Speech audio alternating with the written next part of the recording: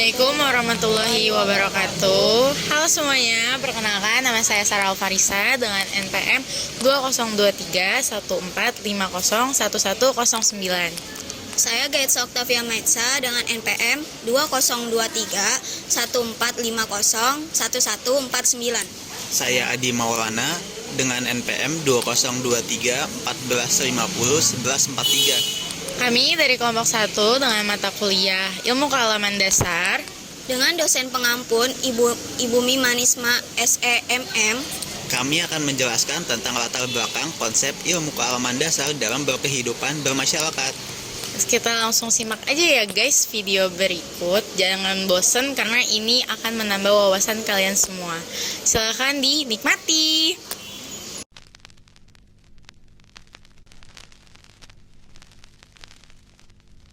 Latar belakang konsep ilmu kealaman dasar dalam kehidupan bermasyarakat. Latar belakang. Pada umumnya, manusia bergantung pada keadaan lingkungan sekitarnya, yaitu berupa sumber daya alam yang dapat menunjang kehidupan sehari-hari. Sumber daya alam yang utama bagi manusia adalah tanah, air, dan udara. Tanah merupakan tempat manusia untuk melakukan berbagai kegiatan. Air sangat diperlukan oleh manusia sebagai komponen terbesar dari tubuh manusia. Untuk menjaga keseimbangan, air sangat dibutuhkan dengan jumlah yang cukup banyak dan memiliki kualitas yang baik. Selain itu, udara merupakan sumber oksigen yang alami bagi pernapasan manusia. Lingkungan yang sehat maka akan terwujud apabila manusia dan lingkungannya dalam kondisi yang baik. Lingkungan hidup di Indonesia perlu ditangani dikarenakan adanya beberapa faktor yang mempengaruhi. Salah satunya yaitu adanya masalah mengenai keadaan lingkungan hidup seperti penurunan atau degradasi yang terjadi di berbagai daerah. Secara garis besar, komponen lingkungan dapat dibagi menjadi 3 kelompok, yaitu kelompok biotik, ada flora darat, air, fauna darat, dan air. Kelompok abiotik, yaitu sawah, air, dan udara. Dan kelompok kultur ekonomi, kultur atau ekonomi, sosial, budaya, serta kesehatan masyarakat. Tujuan dari ilmu kealaman dasar itu sendiri adalah memberikan konsep dan gambaran mengenai ilmu pengetahuan alam kepada manusia supaya mereka mengenal dan lebih mengetahui tentang alam semesta ini. Mata kuliah ilmu kealaman dasar bertujuan memberikan pandangan mengenai perkembangan IPA dan teknologi yang merupakan faktor penting dalam kehidupan manusia dan sumber daya alam serta lingkungan hidupnya. Nah, selain itu, tujuan mempelajari ilmu alamiah dasar juga ada dalam instruksional khusus agar dapat menjelaskan perkembangan naluri kehidupan manusia, dapat menjelaskan alat pikir manusia dalam memenuhi kebutuhan terhadap rahasia ingin tahunya. Karena kan manusia juga salah satu makhluk penasaran atau makhluk yang ingin tahu, banyak ingin tahunya. Jadi kita bisa simpulkan kalau misalkan manusia tuh sebenarnya gampang peka terhadap apapun, entah itu hal-hal kecil atau hal-hal yang besar. Maka dari itu mengapa ilmu kealaman dasar ini atau ilmu alamiah dasar ini dimunculkan agar ya menjadi instruksional khusus juga untuk yang belum mengetahui lebih lanjut tentang seperti ini. Ini akan menambah wawasan kita serta meningkatkan rasa kepekaan kita untuk mengetahui hal-hal sesuatu. Jangan berpikir kita nggak perlu mempelajari hal ini karena manusia kan sama aja ya atau segala macam. Tapi sebenarnya hakikatnya manusia itu ya berbeda, nggak semuanya sama. Rasa ingin tahunya juga berbeda, ada yang berlebihan, ada yang mungkin dia cuma ingin tahu tapi dia tidak ingin mencoba, itu pasti ada. Jadi tidak bisa disamaratakan. Maka penting untuk kita belajar ilmu alamiah dasar atau ilmu kealaman dasar ini. Jadi itu salah satu tujuan khususnya kenapa ilmu alamiah dasar atau ilmu kealaman dasar penting dalam pendidikan atau perlu di dalam pendidikan. Pengertian ilmu kealaman dasar. Pengertian ilmu alamiah dasar atau ilmu kealaman dasar bisa disimpulkan selaku ilmu pengetahuan alam, alami sains, yang membahas mengenai gejala-gejala dalam semesta alam, hingga terciptalah ide dan konsep ilmu alamiah dasar, membahas konsep-konsep dan prinsip-prinsip dasar yang memiliki sifat fundamental. misalnya seperti biologi, fisika, dan kimia. Ketiga ilmu itu mempunyai turunan kembali. Nah, ilmu alamiah dasar atau ilmu kealaman dasar juga dapat disimpulkan ilmu yang bisa berbeda sama perkembangan peradaban manusia. Abdullah Ali dan Enih Rahma mengemukakan bahwa ilmu alamiah dasar adalah kelompok pengetahuan mengenai konsep-konsep dasar dalam sektor ilmu pengetahuan alam IPA dan teknologi-teknologi yang pengkajiannya meliputi pengenalan IPA atau ilmu pengetahuan alam dan ruangan cakupannya, perubahan teknologi dan efeknya, dan juga hubungan dengan keberlangsungan hidup manusia. Dan dari pengertian tersebut, kami dapat menyimpulkan bahwa ilmu kealaman dasar bisa disimpulkan selaku ilmu pengetahuan alam karena dapat tercipta ide serta konsep yang membahas konsep-konsep juga prinsip dasar sehingga bisa membedakan perkembangan peradaban manusia. Perlu atau pentingnya pendidikan ilmu kealaman dasar. Pendidikan perlu ilmu kealaman dasar. Pendidikan ilmu kealaman dasar membantu kita memahami prinsip-prinsip dasar tentang alam dan lingkungan di sekitar kita. Dengan memahami bagaimana ekosistem berinteraksi, kita dapat mengambil tindakan yang lebih bijaksana dalam menjaga lingkungan. Yang kita ambil dari salah satu mengapa pendidikan perlu ilmu kealaman dasar itu contohnya adalah pemahaman lingkungan. Nah, kenapa kita ngambil pemahaman lingkungan?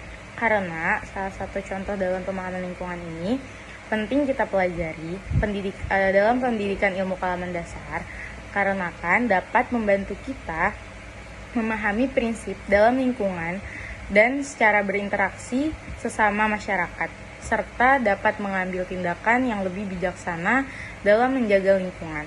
Gotong royong seperti gambar di samping itu merupakan manfaat kita jika mengetahui dan mempelajari pendidikan ilmu kealaman dasar dalam lingkungan di masyarakat. Pentingnya ilmu kealaman dasar dalam kehidupan bermasyarakat. Pentingnya ilmu kealaman dasar dalam kehidupan masyarakat yaitu terciptanya pemikiran yang lebih luas terhadap lingkungan dan gejala-gejala yang terjadi dalam masyarakat, sehingga membuat kita menjadi lebih tanggap terhadap suatu masalah yang terjadi di sekitar kita.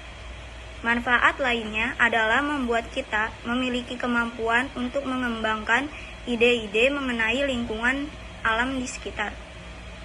Misalnya dalam perkembangan ilmu dan teknologi yang semakin pesat, seperti hanya dalam teknologi transportasi dan komunikasi, di mana yang dulunya kita jika ingin berkomunikasi dengan orang yang jauh harus menggunakan surat, nah sekarang kita dapat berkomunikasi dengan orang lain yang berbeda lokasi dengan sangat cepat, dengan menggunakan handphone dan alat komunikasi lainnya. Jadi intinya, ilmu alamiah dasar berfungsi untuk mempermudah kehidupan manusia.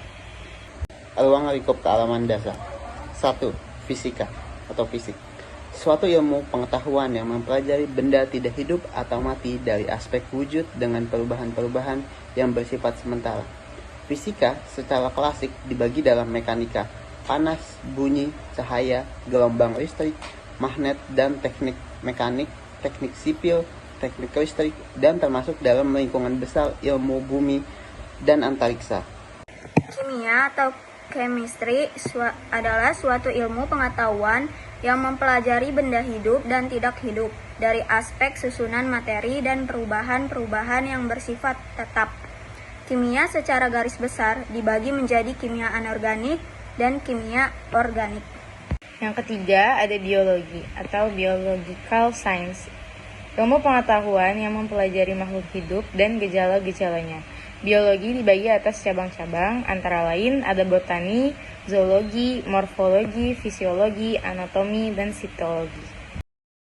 Botani merupakan ilmu yang mempelajari tentang tumbuhan, termasuk juga alga dan jamur masih berada dalam ilmu botani. Dalam botani, semua dipelajari, mulai dari genetika, reproduksi, metabolisme, pertumbuhan, perkembangan, interaksi, komponen biotik, abiotik, serta proses evolusi yang sangat berkaitan dengan tumbuhan. Dari pengertian botani tersebut, maka bisa disimpulkan bahwa tumbuhan juga memiliki kajian ilmu yang harus dikembangkan. Kalangan yang menekuni dalam botani disebut juga ahli botani atau botanis. Botani dalam dunia botani bukan hanya mempelajari tentang kerajaan tumbuhan saja, namun juga mempelajari tentang bakteri, jamur, lumur kerak, dan alga. Hal ini butuh penelitian karena tumbuhan merupakan bagian dasar dari kehidupan bumi. Tumbuhan memberikan hasil berupa oksigen, bahan bakar, makanan, serat, dan obat-obatan. Yang kedua ada zoologi. Zoologi ini berasal dari dua kata Yunani, diantaranya zoion yang artinya adalah hewan, sedangkan logos yang artinya studi tentang.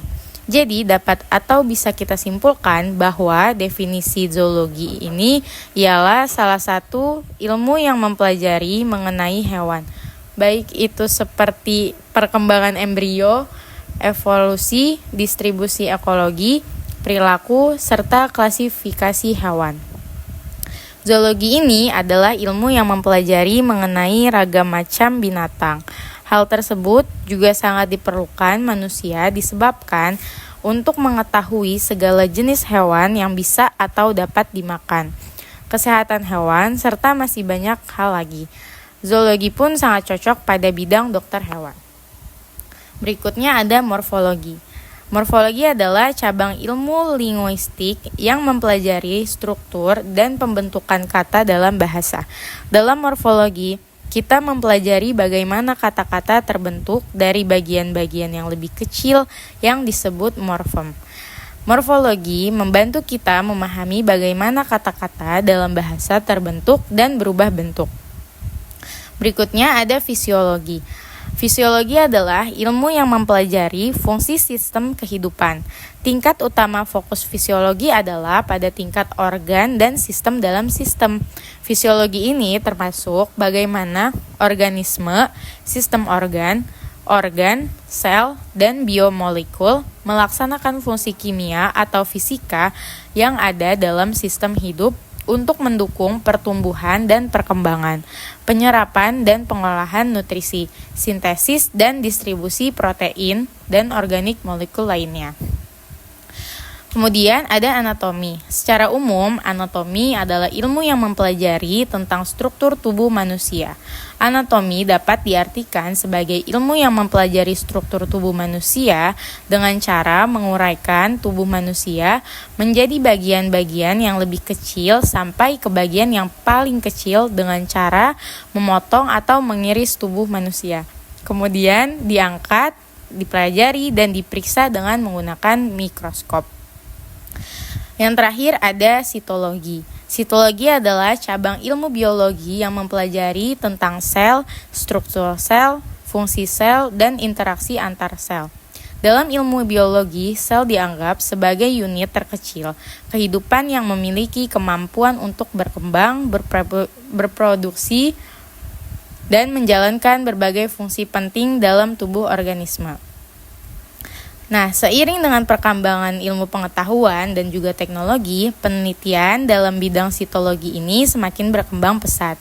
Sitologi telah memberikan kontribusi besar dalam memahami struktur sel dan fungsi sel, sehingga memungkinkan para ilmuwan untuk mengungkap berbagai proses biologis yang terjadi di dalam tubuh organisme.